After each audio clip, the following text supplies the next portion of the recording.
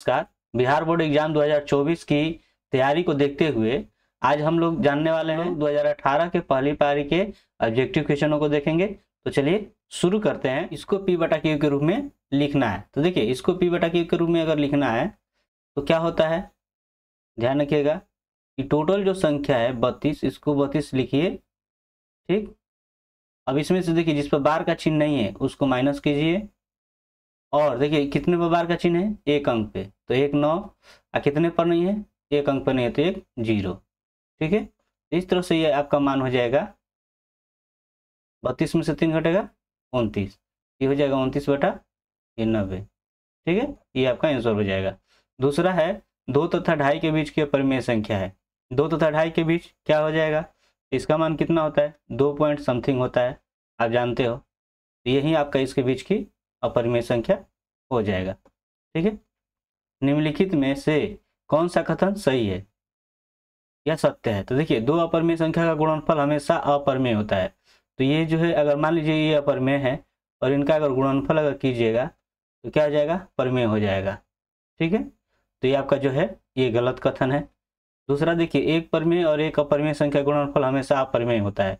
तो एक ये परिमेय हो गया और एक ले लीजिए अपरिमेय, इनका गुणनफल कीजिएगा तो ये अपरिमेय हो गया। चलिए ठीक है, लेकिन 0 भी क्या है, परिमेय है, और इसमें कीजिएगा तो क्या हो जाएगा, ये 0 हो जाएगा जो कि परिमेय हो जाएगा। तो ये भी आपका गलत हो जाएगा। यहाँ पे दो अपरिमेय संख्याओं का जोड़ कभी अपरिमेय नहीं हो सकता। देखिए, कर्ण 2 और प्लस कर्ण 2 जोड़िएगा तो ये क्या होगा, आपका अपरिमेय ही होगा। ठीक है, ये भी गलत हो गया। एक पूर्णांक और एक अपरिमेय संख्या का जोड़ कभी पूर्णांक नहीं हो सकता।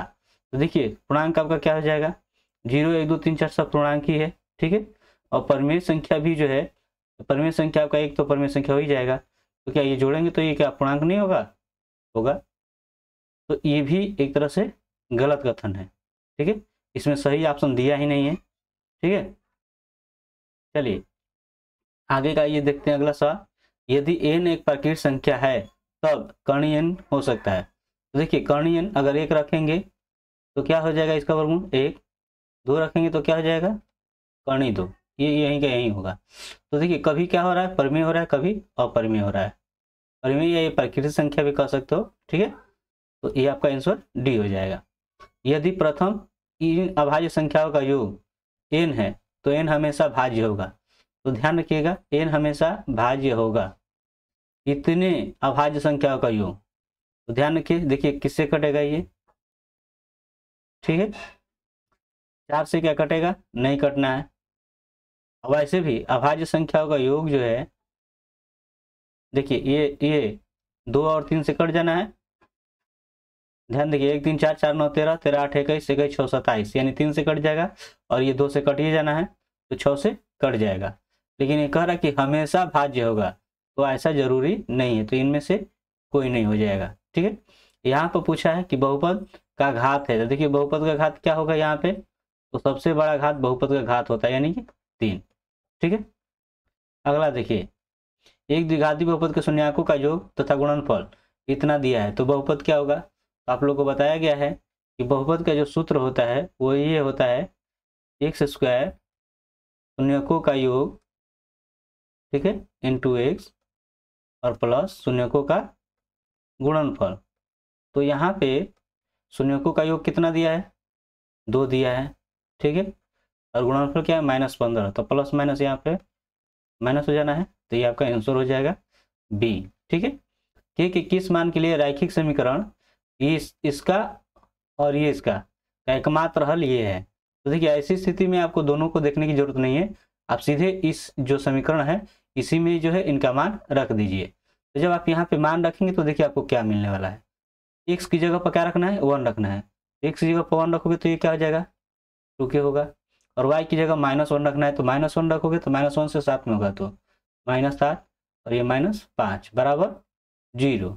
अब देखिए, -7 और -5 -12 हो जाएगा, इधर अगर क्या हो जाएगा, प्लस। अब 2 गुना है तो देखिए 2 छक्का क्या हो जाएगा, 12। तो इस तरह से जो है ये का मान कितना हो गया, 6।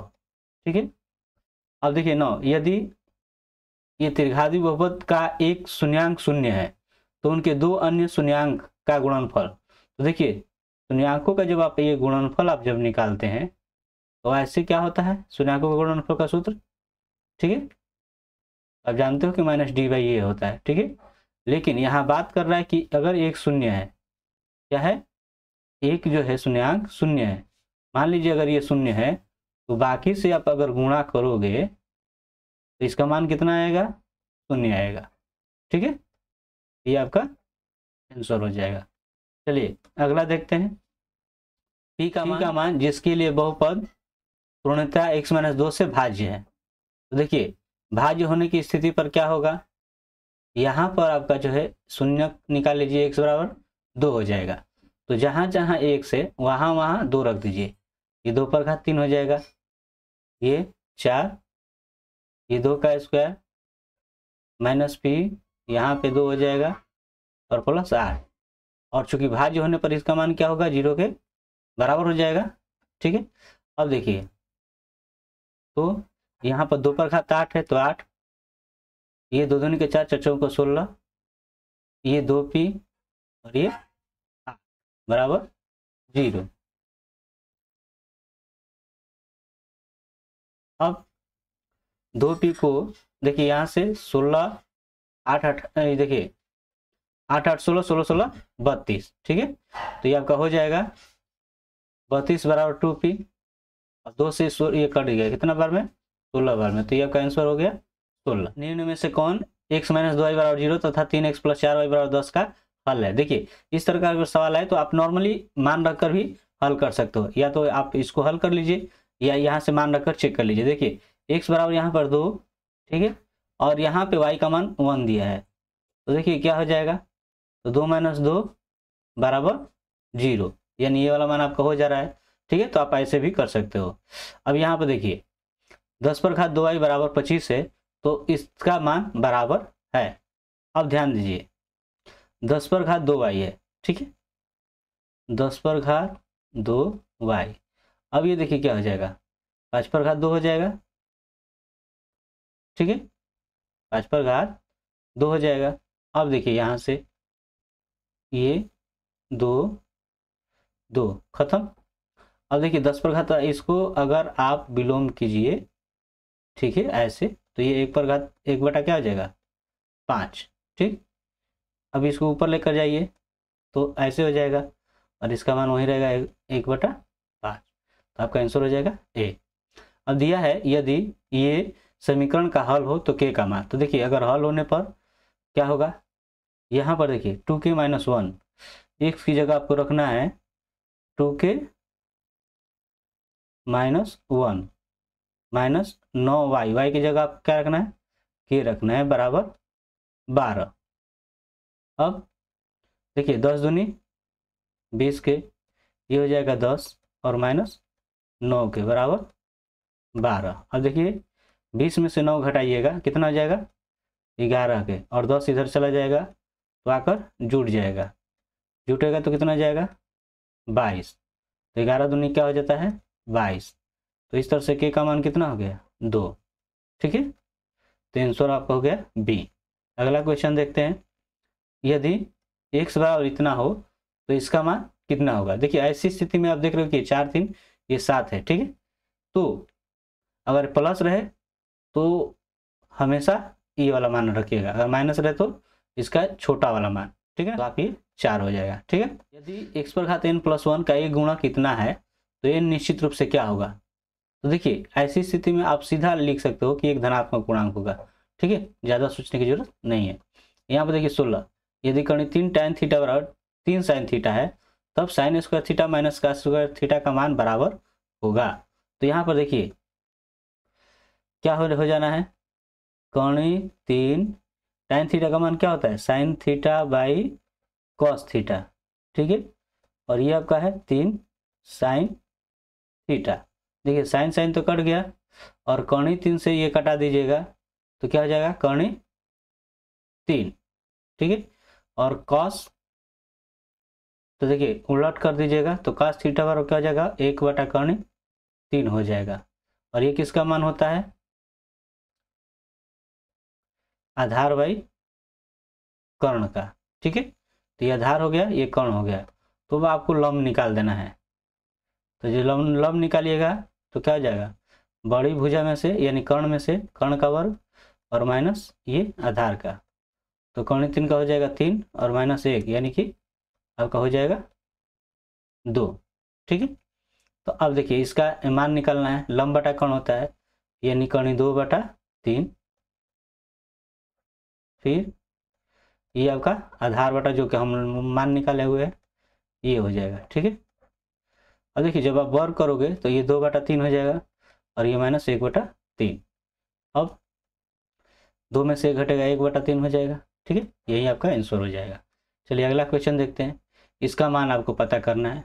ठीक है। अब देखिए tan 30 का मान, तो tan 30 का मान क्या होता है, 1/3। ठीक है। अभी आपका हो जाएगा 1 प्लस इसका जब वर्ग है तो आपका क्या हो जाएगा, 1/3 होगा। ठीक। अब ये 2/3। अब ये देखिए 3, तो 3 एकम 3 1 4 हो जाएगा। ठीक है। अब इसका 2/3 और 3 ये ऊपर चला जाएगा, 4 नीचे, तो कर्णी 3 से क्या हो जाएगा, कर्णी 3 और ये 2 दूनी का 4, तो ये हो गया कर्णी 3/2। अब ये मान किसका होता है, sin 60 का होता है। ठीक है, तो ये आपका आंसर हो जाएगा। अब देखिए सेक ए और कौशिक भी बराबर है 13/12 के, तो ए और बी का मान क्या होगा, अगर ये एक दूसरे के हो जाएगा 90 डिग्री माइनस ये ऐसे हो जाएगा। ठीक है, उस अवस्था में इन दोनों का योग जो है ये a प्लस बी बराबर 90 डिग्री होगा। ठीक है, तो आपका सी हो जाएगा। यदि किसी त्रिभुज में कोण ए तथा कोण बी पूरक हो तो कॉट सी का मान क्या होगा। यहाँ पर दिया गया है ए और बी पूरक है, ध्यान रखिएगा ए और बी क्या दिया गया है, पूरक है। तो देखिए पूरक होने के मतलब क्या हो गया, अगर दोनों पूरक हैं तो दोनों का योग 90 डिग्री होगा। ठीक है, ये दोनों पूरक हैं तो दोनों का मान 90 डिग्री होगा, यानी एक जो कोण बचा वो कितना हो गया, 90 डिग्री का हो गया। यहाँ पे कॉट 90 डिग्री का मान कितना हो जाएगा, 0। ठीक है, अगला देखते हैं, यदि tan अल्फा प्लस बीटा बराबर इतना है और tan अल्फा का मान इतना है तो tan बीटा का मान क्या होगा। देखिए ये tan 1/3 किसका मान होता है, तो आप जानते हो कि tan 30 का होता है। किसका होता है, tan 30 डिग्री का। इस तरह से अल्फा का मान 30 डिग्री हो गया। मतलब अगर ये 30 डिग्री है और आप जानते हो कि ये किसका मान होता है, ये वाला का मान होता है tan 60 डिग्री का होता है। ठीक है, तो tan 60 डिग्री का मान होता है तो ये दोनों का योग 60 के बराबर होगा। तो एक का मान अगर 30 हो गया तो इसका मान कितना हो जाएगा, 30 हो जाएगा। ठीक है, मतलब ये tan 30 का मान आपको निकालना है, जो कि कितना होगा, 1/3 होगा। ठीक, तो आपका आंसर ये हो जाएगा। यदि सूरज की किरण का झुकाव 45 डिग्री से 60 डिग्री बढ़ता है तो एक मीनार की छाया की लंबाई 50 मीटर घट जाती है, तो मीनार की ऊंचाई ज्ञात कीजिए। चलिए देखते हैं, ये देखिए सूरज की किरण का झुकाव 45 डिग्री, मान लीजिए ये पहले 45 डिग्री था और घट कर कितना हो जा रहा है, 60 डिग्री। कितना हो जा रहा है, 60 डिग्री। और मीनार की छाया कितनी कम हो जा रही है, 50, ये कम हो जा रहा है। देखिए यहाँ से क्या होगा कि अगर इसका मान आप लीजिएगा यहाँ से ये वाला त्रिभुज, तो ये आपका जो है tan 45 हो जाएगा। और tan 45 अगर इसका मान अगर आप x ले लेते हैं ये वाले का, ठीक है, तो देखिए आपका क्या हो जाएगा, लंब बटा आधार यानी कि h/x प्लस 50 हो जाएगा। और tan 45 का मान कितना होता है, आप जानते हो कि 1 होता है। तो इस तरह से x प्लस 50 जो है बराबर हो जाएगा h के। ठीक है, और दूसरा ये कौन लोगे, tan 60 डिग्री, तो tan 60 डिग्री का मान लीजिएगा तो वहीं लंब बटा आपका x हो जाएगा। ठीक है, और ये किसके बराबर हो जाएगा, tan 60 का मान होता है कर्णी 3, तो h जो है कर्णी 3, यहाँ h किसका हो जाएगा, कर्णी 3x के बराबर हो जाएगा। ठीक है, अब देखिए यहाँ से यहाँ पर आप देख रहे हो कि x प्लस 50 h के बराबर है और यहाँ h किसके बराबर है, कर्णी 3x। तो देखिए क्या हो जाएगा, ये x इधर आकर घट जाएगा, है ना, तो आप घटाइएगा, देखिए क्या हो जाएगा, 50 ये हो गया, और कर्ण 3 एक से इधर आकर घट जाएगा, है ना, तो हो जाएगा कर्ण 3 माइनस 1 एक्स। ठीक है, तो इस तरह से आपका मान हो गया एक्स बराबर 50 कर्ण 3 माइनस 1। लेकिन आपको तो एच का मान निकालना है, तो एच का मान यहाँ पर कितना दिया, कर्ण 3 एक्स, तो कर्ण 3 गुणे हो जाएगा 50 बाई कर्ण 3 माइनस 1। हर का जब प्रमेय आप करण करेंगे तो कर्ण 3 प्लस 1 कर्ण 3 प्लस 1 हो जाएगा। अब देखिए ये आपका क्या हो जाएगा, गुणा करोगे तो कर्ण 3 में करोगे तो 3 हो जाएगा, और फिर इसमें करोगे तो कर्ण 3 हो जाएगा। ठीक है, और ये आप करिएगा कर्ण 3 करेंगे, कर्ण 3 3 हो जाएगा, और ये का तो 1 होगा, तो 3 में ले 1 घटा दोगे क्या हो जाएगा 2, और 2 से 1 घटा देना तो कितना हो जाएगा 25, तो 25 3 प्लस कर्ण 3 आपका हो जाएगा। ठीक है, ये आपका आंसर डी हो जाएगा। सूर्य का उन्नयन कोण जब सीधे खड़े खंभों की छाया और ऊंचाई बराबर हो तो क्या होगी, तो देखिए जब ये खंभा और ये छाया दोनों बराबर हो तो ये होता है कब, जब इसका मान होता है 45 डिग्री तब। ठीक है, तो ये आपका 45 डिग्री हो जाएगा। अगला देखिए, यदि H1 और H2 दो मीनार के पादों को जोड़ने वाली रेखा के मध्य बिंदु पर मीनारों द्वारा 60 डिग्री और 30 डिग्री का कोण बन रहा है तो इनका अनुपात क्या होगा। यहाँ पर आधार बराबर है तो ऐसे ही हो जाएगा। अब ये H1 H2 का मान जब निकालिएगा तो ये किसके बराबर हो जाएगा, इस कोणों के मान के बराबर होगा, इसका अनुपात किसके मान के बराबर हो जाएगा, ये नहीं, तो ये आपका कुछ ऐसे हो जाएंगे। ठीक है, तो tan 60 का मान कितना होता है कर्ण 3, इसका मान कितना होता है 1/कर्ण 3। अब ये कर्ण 3 ऊपर जाएगा तो क्या हो जाएगा 3 हो जाएगा ऐसे, तो 3 अनुपात कितना हो जाएगा 1। ठीक है, तो आपका आंसर ये हो गया। एक 6 मीटर ऊंचे वृक्ष की छाया 4 मीटर लंबी है, उसी समय एक खंभे की छाया इतनी है, तो खंभे की ऊंचाई ज्ञात कीजिए। ध्यान रखिए यहाँ पर 6 मीटर जो वृक्ष है और इसकी छाया 4 है, ध्यान रखिए, है ना, उसी तरह जो है खंभे की छाया जो है ये 50 मीटर है, तो उसके हिसाब से अगर हम लोग चलें तो इसका मान जो है 50 से क्या होना चाहिए अधिक, जैसे ये 4 है, छाया 4 है तो इसका ये 6 हो रहा है, उसी तरह अगर ये 50 है तो इसका जो मान, ये वाला जो मान आप निकालिएगा तो ये आपका हो जाएगा इसका कितना गुना 6/4 गुना, है ना, 2 दूनी 4 2 3 6, तो 2 से ये क्या हो जाएगा 25, तो 25 3 कितना हो जाएगा 75, लेकिन ये ऐसा दिया नहीं है तो ये सवाल ही गलत है। चलिए अगला देख लेते हैं। एक 6 मीटर ऊंचे खंभे की छाया पृथ्वी पर इतनी मीटर लंबी है तो सूर्य का उन्नयन कोण है। ध्यान रखिए यहाँ पे 6 मीटर ये ऊंचा है और इसकी छाया जो है इतनी है, तो आपको उन्नयन कोण पूछ रहा है। देखिए tan थीटा बराबर क्या हो जाएगा, लंब बटा आधार आपका होता है। ठीक है, तो 2 3 6, कर्ण 3 से कीजिएगा तो क्या हो जाएगा कर्ण 3, और कर्ण 3 किसका मान होता है tan 60 डिग्री का होता है, तो इस तरह से आपका थीटा का मान कितना हो गया 60 डिग्री, यानी उन्नयन कोण आपका हो गया 60 डिग्री। ठीक है।